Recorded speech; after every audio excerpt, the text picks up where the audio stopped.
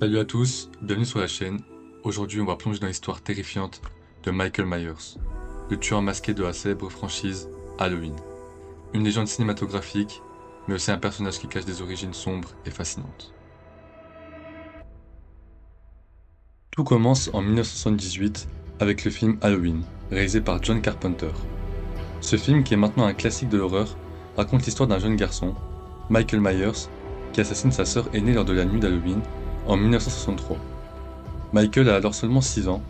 La scène est brutale et incompréhensible. Pourquoi un enfant, sans raison apparente, poignarde-t-il sa propre sœur? Après ce meurtre, Michael est immédiatement placé en institut psychiatrique sous la surveillance du docteur Samuel Loomis.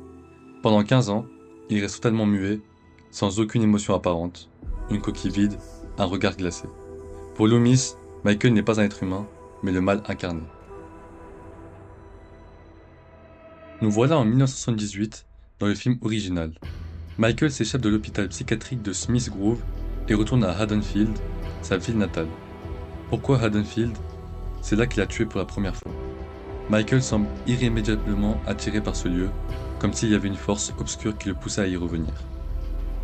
Lors de son retour, Michael devient une véritable machine à tuer. Il ne parle pas, ne montre aucun remords, aucune émotion. Juste ce masque blanc effrayant et ce regard vide derrière les trous. Il commence à traquer Laurie Strode, une adolescente du quartier. Pourquoi elle? Pendant longtemps, les spectateurs se sont posé la question. Certains ont émis l'hypothèse d'une connexion mystérieuse entre Michael et Laurie, mais ce n'est qu'en 1981, dans Halloween 2, qu'on apprend la vérité. Laurie est la sœur cachée de Michael. Un lien de sang qui justifierait cette obsession meurtrière.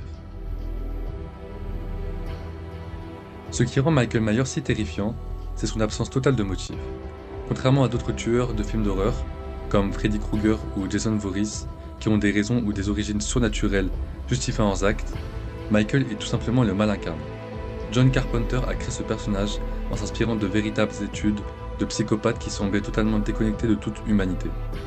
Michael, dans sa démarche, est une figure du mal absolu, presque une force de la nature. Le masque de Michael Myers joue également un rôle central dans l'imaginaire de l'horreur. Ce masque blanc, sans expression, est devenu l'un des visages les plus reconnaissables du cinéma. Fun fact, ce masque est en réalité un masque du Capitaine Kirk de Star Trek, modifié et peint en blanc pour donner ce look fantomatique et perturbant. On pourrait presque dire que c'est le visage de la mort elle-même. Après le succès du premier film, Halloween est devenu une franchise à part entière, avec de nombreuses suites et reboots. Certains ont approfondi le mythe de Michael, tentant de lui donner une explication surnaturelle, comme dans Halloween The Curse of Michael Myers en 1995, où une secte est introduite pour expliquer l'immortalité et l'obsession du personnage. Mais l'une des grandes réussites de la franchise est le reboot de 2018, où Michael Myers est ramené aux sources. Plus de liens familiaux forcés avec Laurie Strode, plus de justification surnaturelle, juste un tueur en série, une figure du mal qui revient hanter ses victimes après 40 ans d'enfermement. Ce retour aux racines a redonné au personnage toute sa force et sa terreur. Michael Myers n'est pas un simple tueur. Il est l'incarnation du mal pur, un mal silencieux, inexorable, qui avance sans relâche vers ses victimes. Ce qui le rend si terrifiant, c'est qu'il ne peut être raisonné ni arrêté. On peut tirer dessus, le frapper, l'enfermer, mais il revient toujours. C'est une représentation quasi mythologique de la terreur. Certains théoriciens du cinéma parlent même de Michael comme d'une métaphore de la peur elle-même. On le sait présent, on le sait approcher, mais il reste insaisissable, impassible, prêt à frapper au moment où l'on s'y attend le moins. Depuis plus de 40 ans, Michael Myers a influencé des générations de films d'horreur et de réalisateurs.